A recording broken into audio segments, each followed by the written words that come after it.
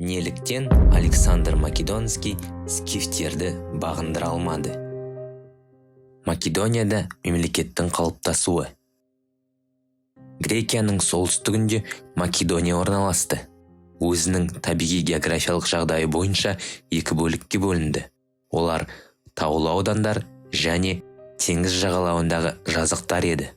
Македониядағы билікті күшейту бағытында белсенділік көрсеткен алғашқы патшаның бірі Архилай болды. Ол Пелланы жаңа астана ретінде қалыптастырды.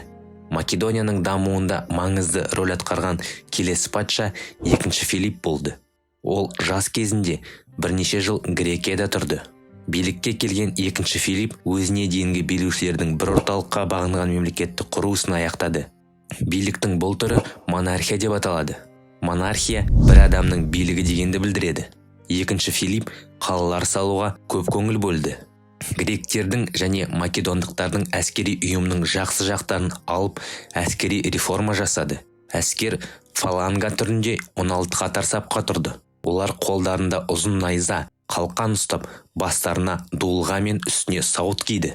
Ақсүйектерден атты әскер жасақталды. Әскерлердің барлығы қатаң тәртіпке бағындырылды.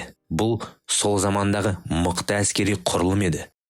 Осы реформалардың нәтижесінде 4-ші ғасырдың ортасында Македония Балқан түбегіндегі қуатты мемлекетке айналды. Екінші Филипп біртіндеп Грекияны басып алды. Бұдан соң Парсы патшалығына қарсы жорыққа дайындалды. Бірақ оны біреу қастандық жасап өлтіріп кетті. Таққа оның 20 жастағы ұлы Ескендір отырды. Ескендір Зұлқарнайын, жігерлі, батыл, өте қабілетті, бірақ қатал әрі мақтан сүйгіш еді. Екінші Филипп әйгілі ғұлама ғалым Аристотельді 13 жастағы Ескендірді оқытып, тәрбиелеуге шақырды. Ол бірнеше жыл Ескендірді ғылым мен өнердің барлық салаларымен таныстырды. Александр Македонский тарихта есімі ерекше қалған атақты қолбасшы. Шығыс әлеміне Александр Македонский, Ескендір Зұлқарнайын деген атпен белгілі болған. Оның себебі шығыс халықтар арасында Ескендірдің қос мүйізі бар деген сөз тарап, Зұлқарнайын қос мүйізді атанды.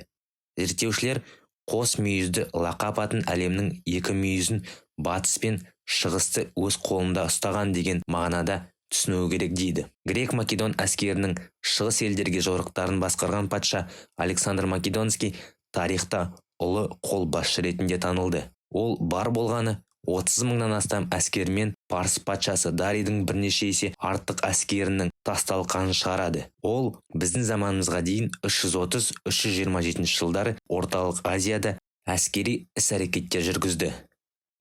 Оның әскері Бактрия соғдыны бағындырып, әрі қарай сақтар жеріне келіп жетеді. Грек-Рим тарихшылары ежелгі заманның аса танымал қолбасшысы Александр Македонскийдің сақтармен соғысы туралы да деректер қалдырған.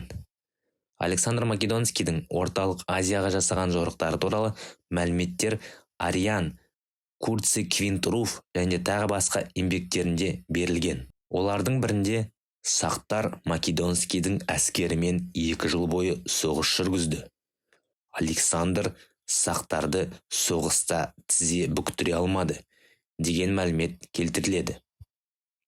Арианның айтуынша, осы соғыста сақтарды аптап, ыстық шөл және Александрдың лай судан ауырып қалуы құтқарды. Бірақ бірінші кезекте сақтардың сәтті тойтарыс бере алуы олардың еліне деген сүйіспеншілігі мен әскери өнерді шебер меңгергендігімен байланысты болғанын назардан шығармау керек.